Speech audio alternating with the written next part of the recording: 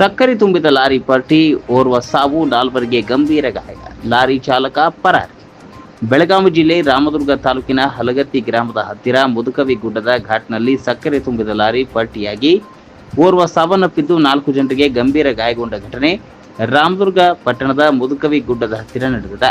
ಸಕ್ಕರೆ ತುಂಬಿಕೊಂಡು ಲಾರಿ ಕುಡಿಗೇರಿಯಿಂದ ರಾಮದುರ್ಗಕ್ಕೆ ಬರುವ ಸಂದರ್ಭದಲ್ಲಿ ಈ ಅಪಘಾತ ಘಟನೆಯಾಗಿದೆ.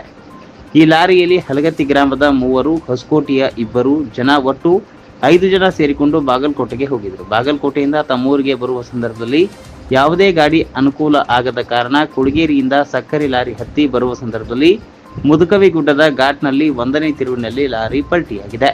ಲಾರಿ ಚಾಲಕ ಕುಡಿದ ಅಮಲ್ನಲ್ಲಿ ಚಲಾವಣೆ ಮಾಡುತ್ತಿದ್ದ ಎಂಬ ಮಾಹಿತಿ ಲಭ್ಯವಾಗಿದೆ. ಲಾರಿಯಲ್ಲಿ 5 ಜನ ಪ್ರಯಾಣ ಮಾಡುತ್ತಿದ್ದು, ಇದರಲ್ಲಿ ಒಬ್ಬರು ಬಾಲಪ್ಪ ತಿಮ್ಮಣ್ಣ ಮುದುಕವಿ ಎಂಬ ಶಿಕ್ಷಕ ಸಾವನ್ನಪ್ಪಿದ್ದಾರೆ. ಮಂಜುಳಾ ಯಲ್ಲವ್ವ, ರುಕ್ಮವ್ವ ಮತ್ತು ಉಮೇಶ್ ಎಂಬುವರಿಗೆ ಗಂಭೀರ ಗಾಯವಾಗಿದೆ.